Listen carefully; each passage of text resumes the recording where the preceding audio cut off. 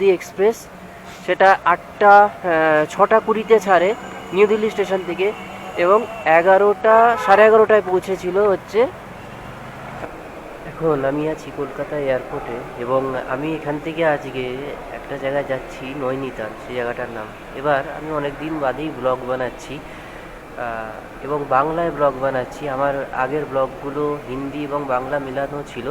নৈনিতালে একটা খুব ফেমাস জায়গা আছে, সেটা হচ্ছে আমি গিয়ে ওখানে বলবো, এবং আমি ওখানে কোন ট্রেনে যাচ্ছি, দিল্লি থেকে কীভাবে যেতে হয়, কোন ট্রেনে যেতে হয়, এবং ওখানে যেতে কতক্ষণ লাগে, সেটা আপনাদের পুরো দেখাবো। আমার ফ্লাইট ছিল রাত্রে 10:30টায়, কিন্তু আজকে ওয়েদার কলকাতার খুব খারাপ থাকার কারণে আমার ফ্লাইটটা ডিলে হয়ে গেছে, এবং ফ্লাইটটা রাত্রি 12:30টায় করে দিয়েছে, 10:30টা। কিন্তু আমি ওখানে যখন কথা বললাম, ওরা বললো যে আপনার ফ্লাইটটা আমরা 11টার একটা ফ্লাইট আছে, মানে 9:30টার ফ্লাইটটা 11টা হয়ে গেছে, ওটাই আপনার করে দেওয়া হচ্ছে।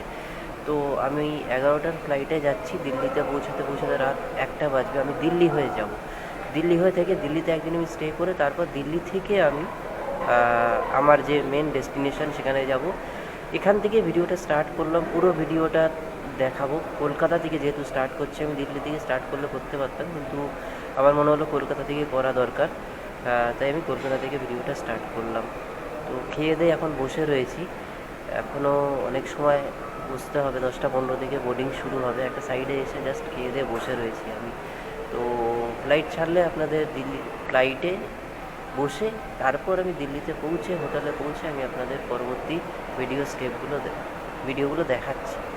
ভিডিওটি পুরো দেখবেন, কারণ জার্নিটা কিন্তু খুব মজাদার হবে। আমি এয়ারপোর্টে এখন রয়েছি, এবং 10টা 15 বোর্ডিং শুরু হবে।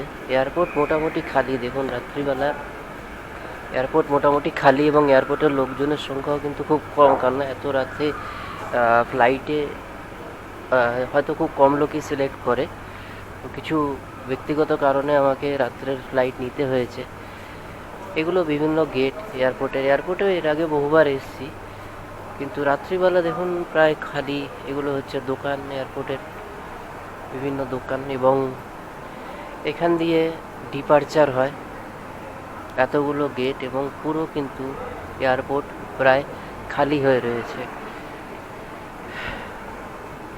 আজব লাগে একা একা জার্নি করতে, কিন্তু এই ব্লগের জার্নি এবার শুরু করলাম। চ্যানেলটা কিন্তু অনেক দিন আগেই বানানো হয়েছিল, কিন্তু ব্যক্তিগত কারণে ভিডিও না বানাতে পারার কারণে চ্যানেলে আমি ভিডিও দিইনি। তো এবার থেকে চ্যানেলে পুরো ভিডিও আসবে।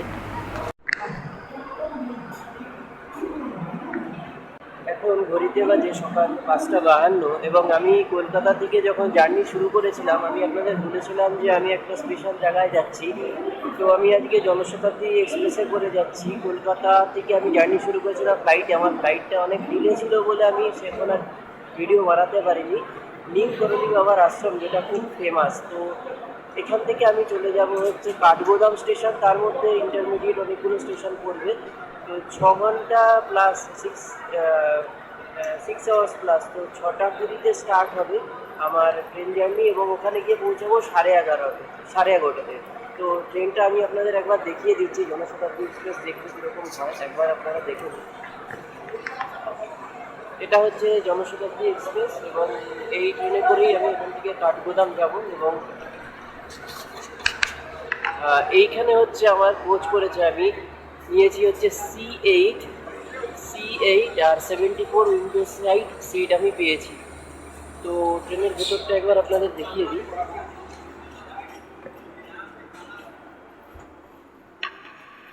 এটা হচ্ছে এন্ট্রি,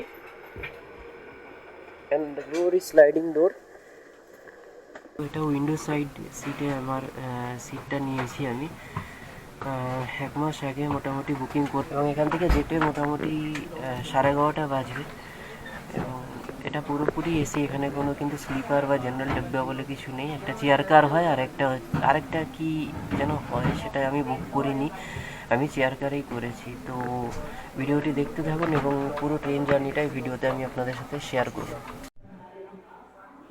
ট্রেনের ভিতরের ভিডিওটা আমি একবার দেখিয়ে দিই। এটা হচ্ছে চেয়ার কার, এই পুরোটা হচ্ছে চেয়ার কার, এবং এখানে দুটো কোচ আছে। একটা হচ্ছে চেয়ার কার আর একটা হচ্ছে এক্সিকিউটিভ ক্লাস। তো চেয়ার কারের সিটগুলি এরকম, মানে বাঁদিকে দুটো এরকম আর ডান দিকে তিনটে সিট থাকে। আর এক্সিকিউটিভ প্লাস এর সিট কিন্তু आगे। भैया एग्जीक्यूटिव क्लास के सीट सामने है क्या?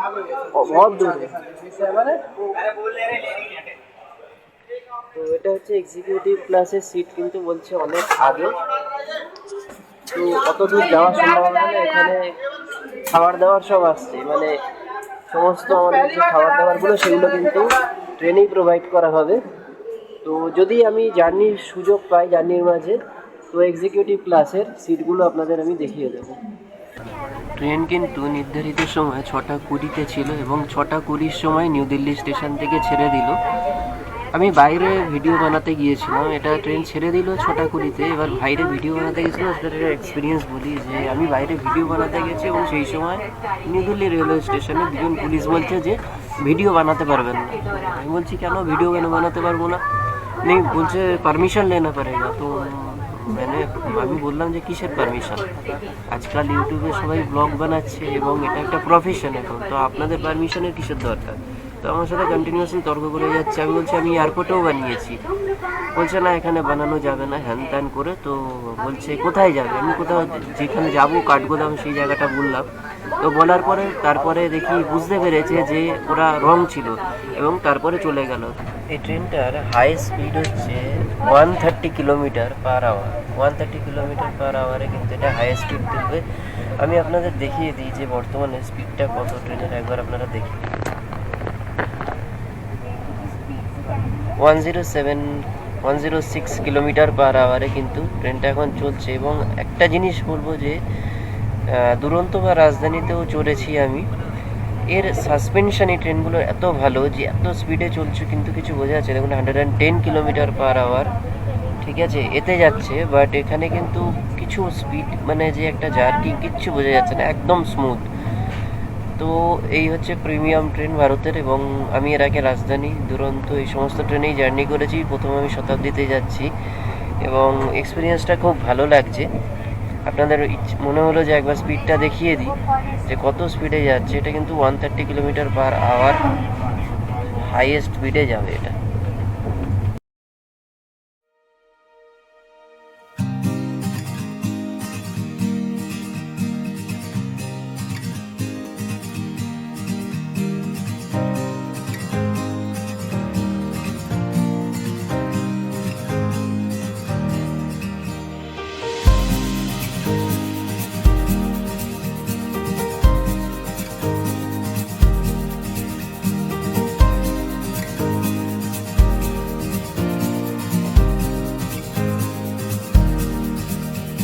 যাত্রাপথে প্রথম স্টপেজ এসে গেছে, এটা হচ্ছে গাজিয়াবাদ জংশন। গাজিয়াবাদ জংশনে এই ট্রেনটা মাত্র 2 মিনিট দাঁড়াবে। এখানে 6টা প্ল্যাটফর্ম আছে এবং এটা কিন্তু নর্দার্ন রেলওয়ের গাজিয়াবাদ একটা জংশন। এখানে দিল্লি আসতে গেল এই জংশনটা পড়ে থাকে, গাজিয়াবাদ জংশন। 6টা প্ল্যাটফর্ম আছে এবং নর্দার্ন রেলওয়ের এটা একটা অন্যতম গুরুত্বপূর্ণ স্টেশন।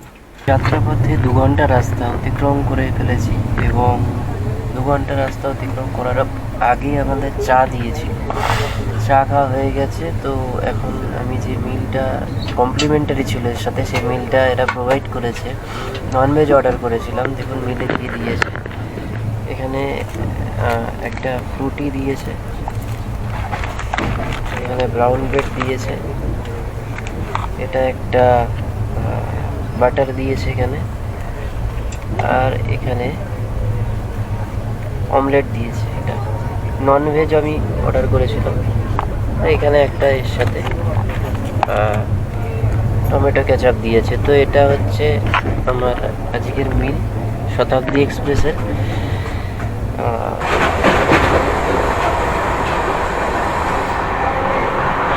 নিউ দিল্লি থেকে প্রায় 168 কিলোমিটার রাস্তা অতিক্রম করে আমরা চলে এসেছি মোরাদাবাদ জংশনে।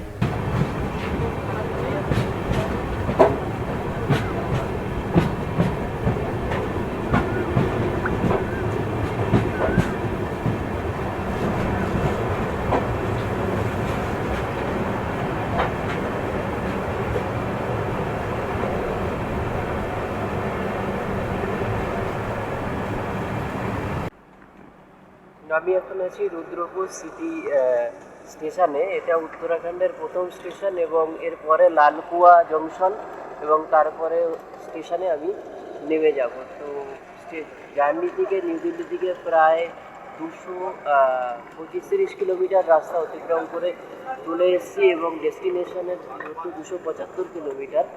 তো এইটা হচ্ছে রুদ্রপুর সিটি স্টেশন, আপনারা দেখে নিন, এখানে অনেক লোক নেমেছে। আর এটা হচ্ছে আমার C8 কামরা, মাত্র 2 মিনিট দাঁড়াবে, তাই আমি ট্রেনে উঠে পড়লাম।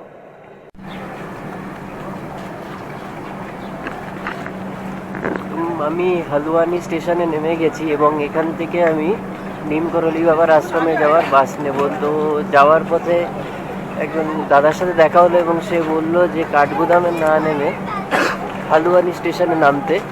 এখান থেকে কি হবে, নামলে বাসের যে সিটটা সেটা পাওয়া যাবে, যেটা কাঠগুদামে নামলে পাওয়া যাবে না। তো উনি আমাকে দেখিয়ে দেবে যে কোন রাস্তা দিয়ে যেতে হবে এবং কীভাবে যেতে হবে। এটা হচ্ছে হালুয়ানি স্টেশন, এটা হচ্ছে ট্রেন।